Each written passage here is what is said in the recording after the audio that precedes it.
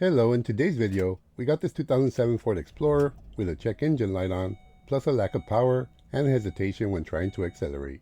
And upon scanning the vehicle for codes, we're getting a P0108 and a P0109, both indicating problems with the map sensor. And if we read the descriptions, for P0108, it indicates it's receiving a high barometric pressure reading, while the other is indicating an intermittent barometric pressure reading. Well, right now you may be saying, what the heck is barometric pressure? Well, in basic terms, it's pressure within the Earth's atmosphere, and that varies based on where you live, the current weather, and other factors.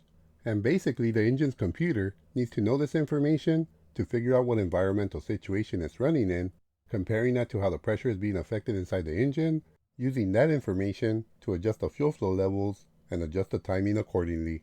So with our scan tool, we're able to read that information in the live data. And the data that we're going to focus on is the barometric pressure reading and the data for the MAP sensor. MAP, which in automotive terms, stands for manifold absolute pressure. So that would be the pressure inside the intake manifold, and being that the engine is off, the pressure in the intake manifold should be the same as the barometric pressure. But that is not what our MAP sensor is reading. If you'll notice the barometric pressure reading, it's at 93.14 kPa, or kilopascal, which is a unit of pressure. Yet our map sensor reading is at 115 kPa, much higher than the barometric pressure, which should not be happening when the engine's off. This being why it's detecting a fault, and why we are getting the codes that we're getting, and thus why the vehicle isn't running like it should. So if those readings are inaccurate, like they are in this vehicle, then you may experience the symptoms that this truck is experiencing, and misreadings like these are normally due to a failing map sensor.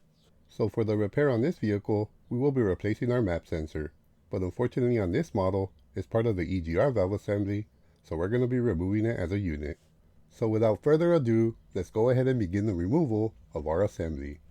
And this part will be located back here towards the passenger side firewall, just behind the throttle body.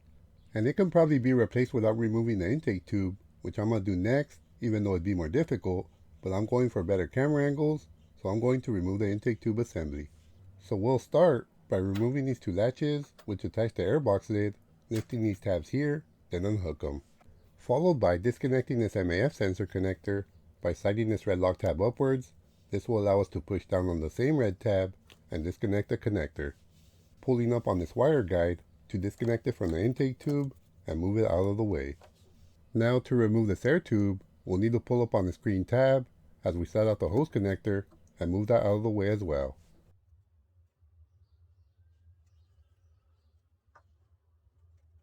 And finally, we'll loosen the clamp to the throttle body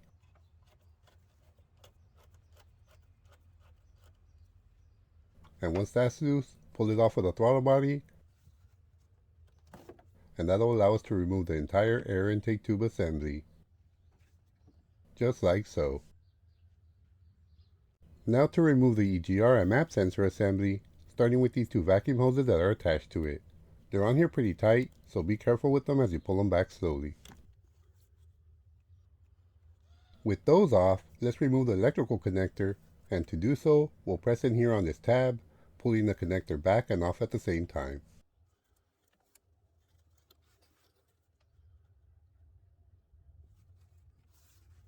To disconnect the exhaust tube from the EGR, we'll be using a 1 1/16 wrench.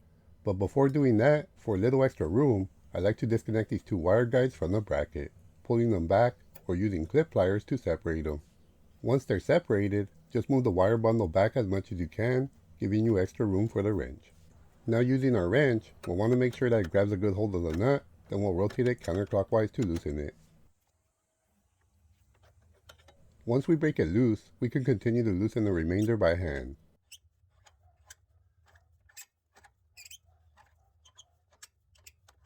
To let off the threads like so. We'll now use a deep socket 10mm to loosen the two hold down bolts.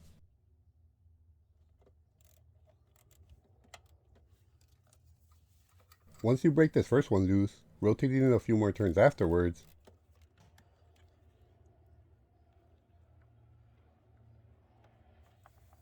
let's loosen the next one.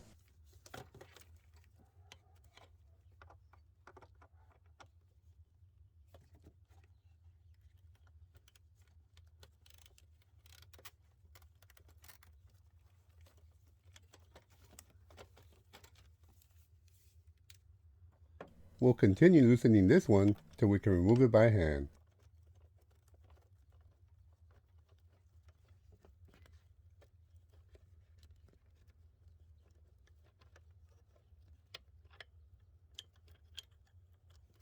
Once it's off, you'll want to try to avoid dropping the bolt. Now that that one's off, let's remove this other bolt completely as well.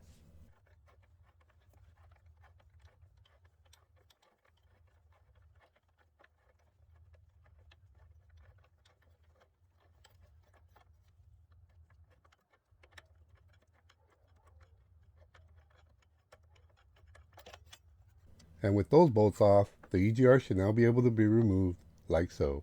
While removing it, you'll want to be careful not to let this gasket drop, which sits between the EGR and this plate. And this will be the new replacement that we'll be using.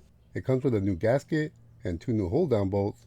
It looks pretty much the same, although the map sensor does look slightly different, but it won't affect the fitment. Now to mount it, we'll leave the gasket partly bolted to the bolts as we line it up in place, getting the exhaust tube to line up first, then maneuver the rest in.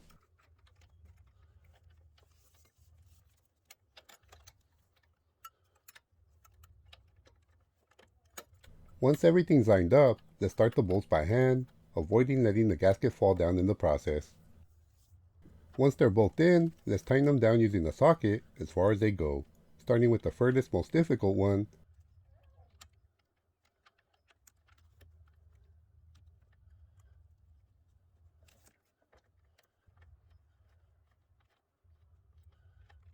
and now the closest one.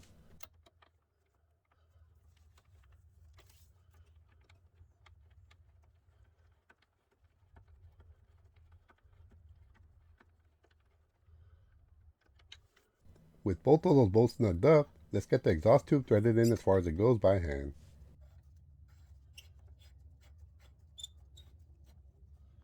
Once that's threaded in, let's tighten these 2 hold down bolts.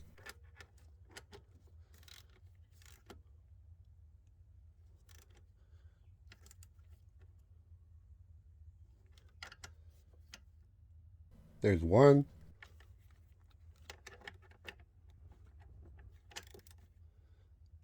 and there's a second.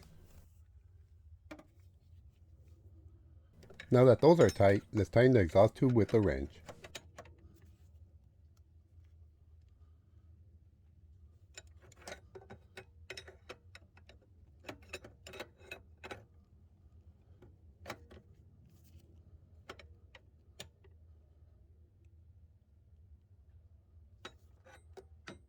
With that done, let's reconnect the electrical connector, followed by these vacuum hoses, making sure that they slide into their ports properly. Clipping in the wire guides into their bracket,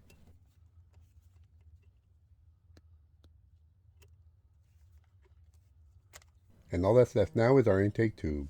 We'll slide it onto the throttle body first,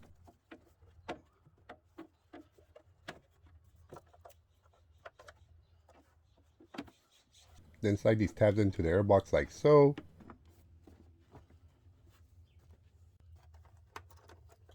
clipping on the retainers.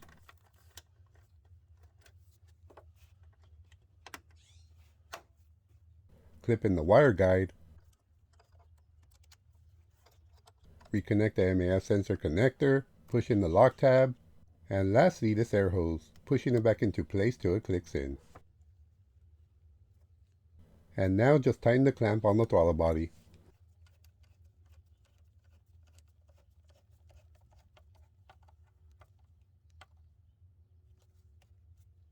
Now if we scan it, it puts our readings back to where they should be, and it definitely runs like normal once again. And a quick update, our check engine light has stayed off as of 3 weeks now, thus completing our repair. Well, I hope you found this video helpful and informative. If so, please click that thumbs up button to support my video and my channel. And please subscribe if you haven't done so.